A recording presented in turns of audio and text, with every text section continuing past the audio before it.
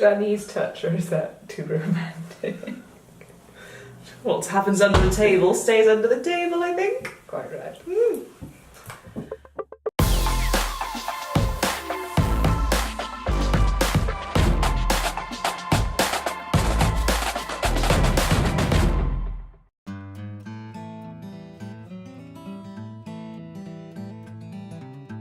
Now then?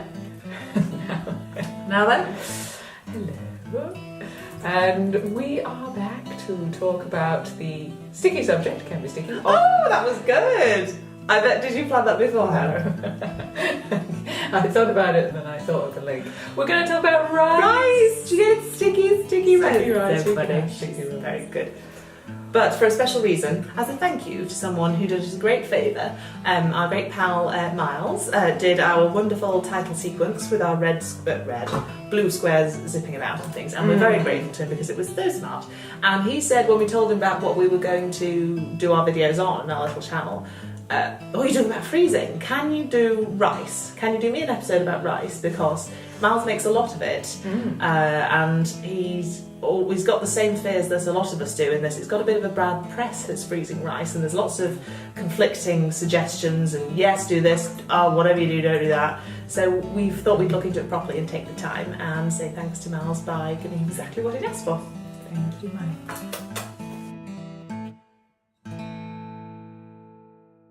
When I was researching this, I had a brainwave suddenly, and it's cliche to say, but it was in the shower. And it came to me that if we were going to talk about rice, I should look at bloggers and information from Japan. Cool. I found a wonderful website called foodpyramid.com, and there was the enlightening moment where the person said, of course you can freeze rice. Japanese people freeze rice every single day, all the time.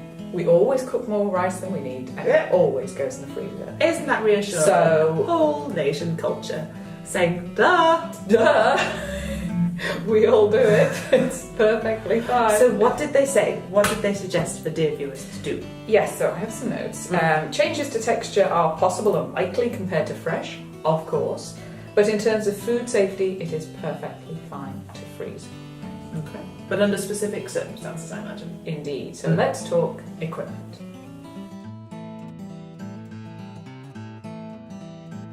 So there's a gizmo. There are gizmos that you can buy. So if you go to Asian supermarkets, it's a kind of Tupperware which has a little valve in the top, like a steam release valve. Oh, I have one of those on my little soup caddy thing that I have. Exactly. It's similar to the ones you can buy here for microwave heating, as long as they have a little pop section at the top. But these are the normal sort of Tupperware of any size that you like is made with this steam valve, and it's with rice cooking and freezing in mind, actually. So the idea is that when you have your rice, you put it into this container while it's still warm, and you close at the top. So this container, which has been sealed while there was still some steam and heat. Yes. Now that is somehow to do with the physics of how the rice gets well preserved.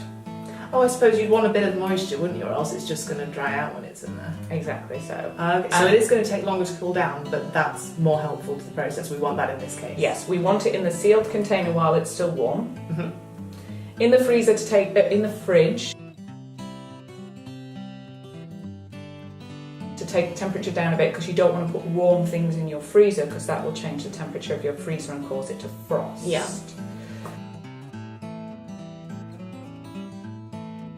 So a little bit in the fridge, not too long, just while you're doing washing up or whatever. Yeah. And then it can go in the freezer. Perfect. And how long can we leave it in there to its own amusement before we want to consume it? All the book guides I have for freezers say 3 to 6 months. So 6 max. Yeah. Recommended. Does the quality degrade the longer you leave it in there? Maybe Yes. a smidge? Yes. Okay, so don't try not to leave it in there. Yes, exactly. Possibly. Yes, the sooner it is consumed, the better.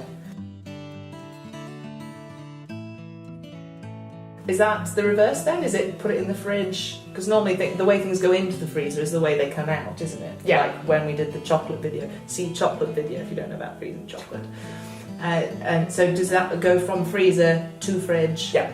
And then out again?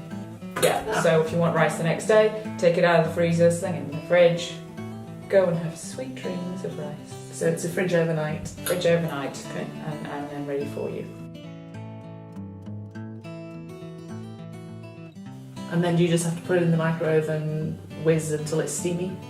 That would make sense to me. The golden rule with reheating is to be steaming hot. Yes. Yes. You want it steaming hot.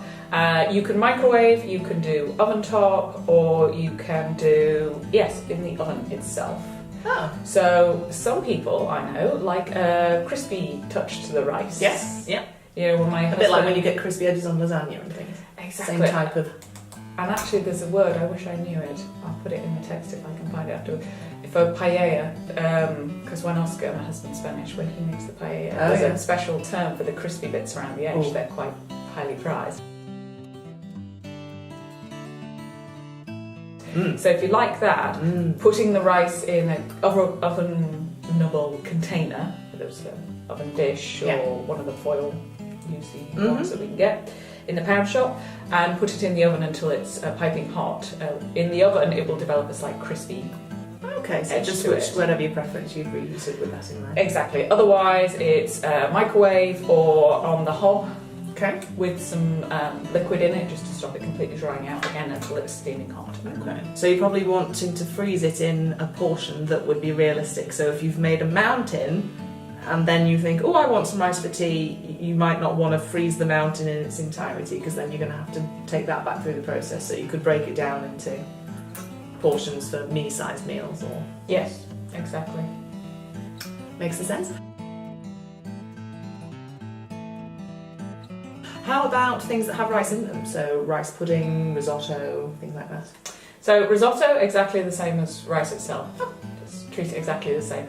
When you're reheating, you might want to add a bit of butter, whatever stock you use. Chicken stock to add more butter. More butter.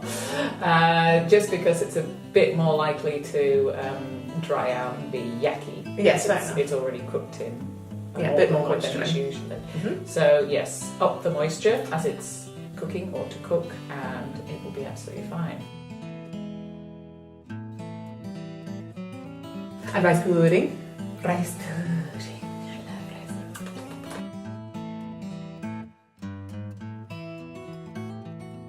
rice. To answer your question about rice pudding, because it has milk in it, there are two things you need to do differently to other types of rice.